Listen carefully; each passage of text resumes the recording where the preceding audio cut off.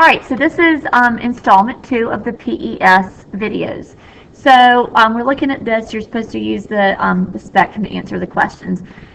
So how do the heights compare? They're all the same. They all have the same height. So that means that you've got the same number of electrons in each sublevel that's present there. So I have 2 electrons here, 2 here, 2 here. Okay. So that means that I have carbon. So I'd have 1s2, and I've got this big energy gap. So that means I'm going to a higher principal energy level. So I'm next 2s2. And then this peak is fairly close to the 2s2. So I'm not going to a higher energy level. Now I'm going to a higher energy sub-level. Same energy level, same shell, but now slightly higher energy, or slightly higher energy sub-shell or sub-level. So this is carbon. So your core electrons have the highest binding energy, and that would be your 1s electrons. So here, how many electrons are represented in each peak? Again, label electron configuration, these peaks. So this is your 1s2. Huge gap, so I'm going to a higher principal energy level, 2s2, and then 2p4. So each 2 lines represents 1 electron. So here I have 1, 2, 3, 4. So 4 electrons there. So this atom in total contains 8 electrons, 2 plus 2 plus 4. And valence shell, so valence means outermost. So your outermost are in your highest principal energy level. So that's right here. So that would be your 2s2 electrons and your 2p4 electrons. So total, that's 6 valence electrons. So the electron configuration for this element, which is oxygen, is 1s2, 2s2, 2p4. And you can also write it like this to show more precisely where those electrons are. This is the same thing. Okay. All right. So with this electron, photoelectron spectrum, I apologize if I picked the wrong element here, but to me it was hard to interpret exactly how much higher this peak C was than peak B. So I made it oxygen again. Okay, there's my electron. Oh, y'all, I made a mistake. That should just be. Oh, I can't erase. Oh, hold on. I can't even do that. I'm sorry. That should be only 4 electrons in that P sublevel. All right, so B, label each peak with the appropriate shell and subshell. So I've done that up here.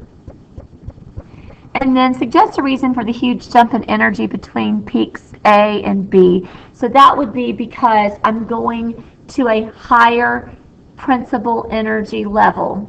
I'm going from energy level 1 to energy level 2. So the first shell closest to the nucleus to a shell that's farther away from the nucleus. So as the shells, the main energy levels, the principal energy levels, radiate out from the nucleus, there's a greater distance between the nucleus and the shell. So that decreases the attractive force. And that means the binding energy, which is a reflection of the attractive force, is lower. So that's why you've got that big gap there.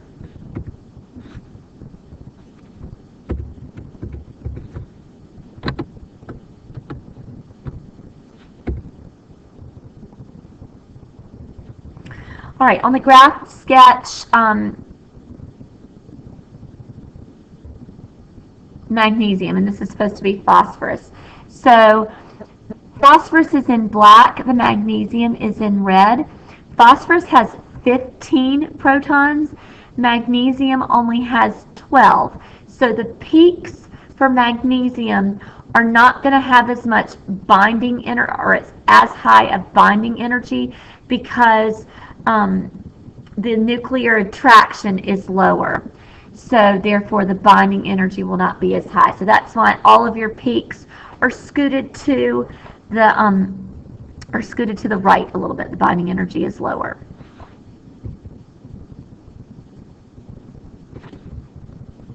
Okay, write the electron configuration of sulfur. So there it is. Which subshell contains electrons with the lowest ionization energy? Lowest ionization energy means that the binding energy is the lowest. So there's the smallest attraction to the nucleus for those electrons. And since this 3p peak has the lowest binding energy, its attraction to the nucleus is the lowest, and therefore its ionization energy would be the lowest. So the answer to the question is right here, your 3p subshell or sublevel. This question is asking what a previous question was getting you to do. So I'm just going to show you real quick. In the 2p subshells, sulfur has a higher nuclear charge. So the S2p subshell is going to have a higher binding energy because the attractive force is greater. But in the 3p subshell, with phosphorus, you don't have as much electron-to-electron repulsion, whereas with sulfur, since that you get this doubled up electron here in one orbital, that increases your repulsive forces. So it makes the binding energy lower, and as a result, the ionization energy required to remove a 3p electron is lower in sulfur than it is for phosphorus.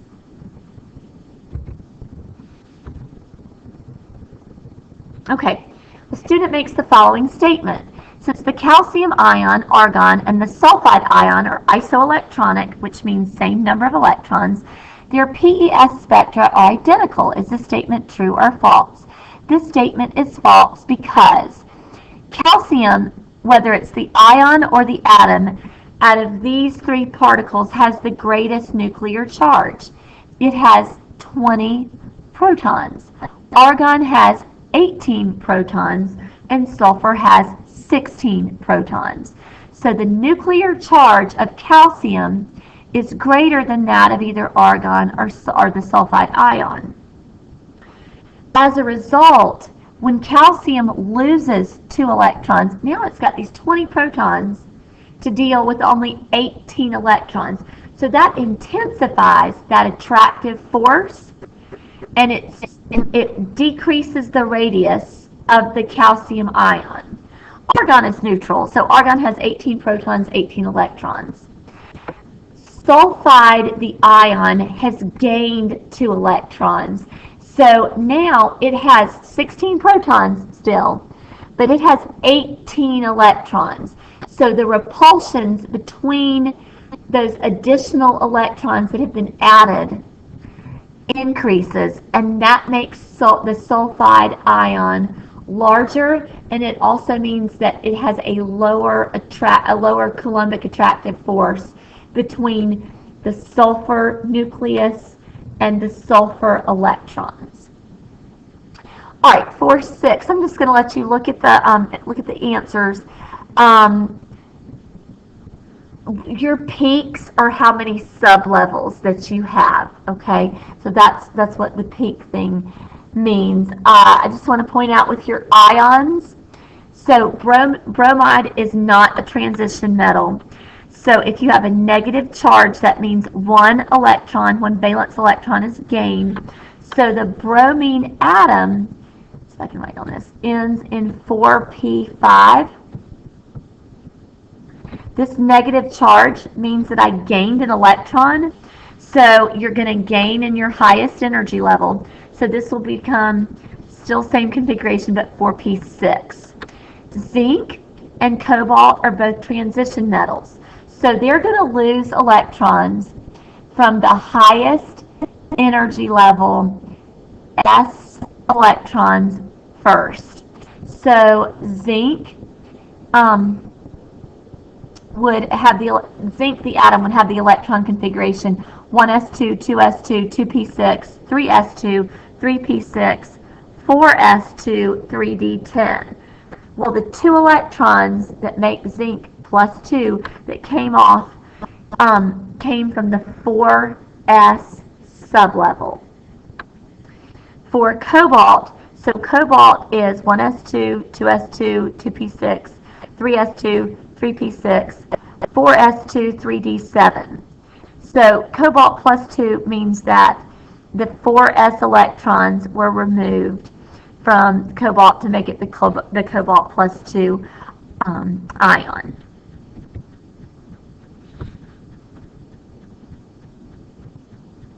All right, for the next set of questions, you're just going through and you can look at the ending electron configuration, and you'll just need your periodic table, and you'll find the ending electron configuration and match up that with the element that's there. And that's as easy as it gets.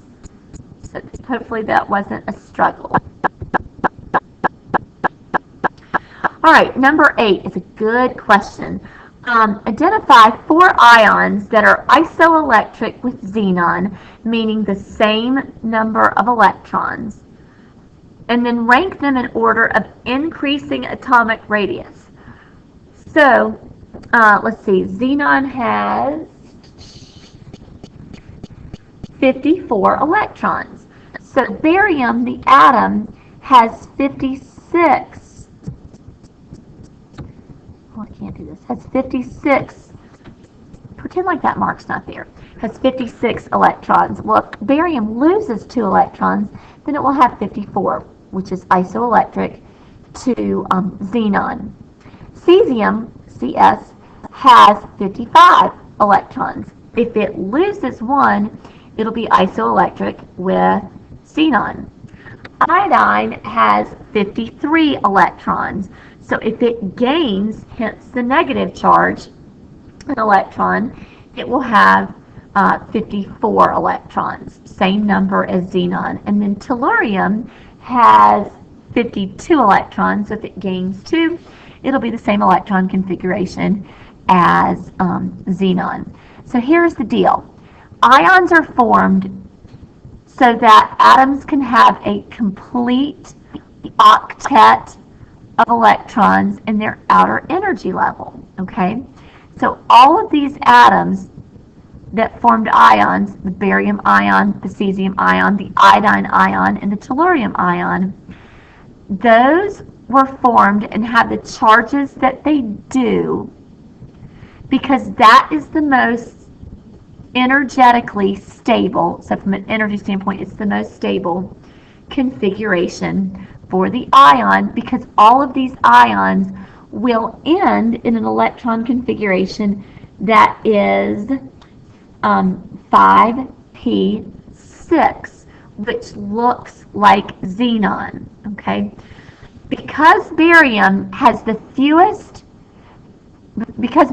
most number of protons compared to its electrons, it's got the greater nuclear charge, which means the attraction from nucleus to electrons is greatest in the barium ion. Tellurium, on the other hand, has more electrons than it does protons. So the attractive forces between the nucleus and the electrons is not as great. And because that attractive force is not as great, the size of the radius of the tellurium ion, the telluride ion, is not going to be as it's going to be larger. So anions, negative ions that are formed, are larger than the atom that they came from, whereas cations that have a positive charge are smaller than their parent atom. And then I just went through and labeled the elements, matched them with their descriptions. Y'all, I'm having a hard time with A. So if you look at A, number 9A, let me know, because I can't reconcile that in my mind. All right, and then I think that is it for the PES diagrams. Make sure you understand the overall themes from the diagrams, because I do think that that will be a prevalent topic on your AP exam. Okay,